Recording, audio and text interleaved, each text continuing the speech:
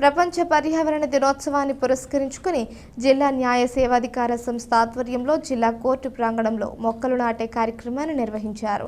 ప్రతి ఒక్కరూ పర్యావరణ పరిరక్షణకు కృషి చేసేందుకు మొక్కలు నాటాలని జిల్లా ప్రధాన న్యాయమూర్తి గంధం సునీత పిలుపునిచ్చారు.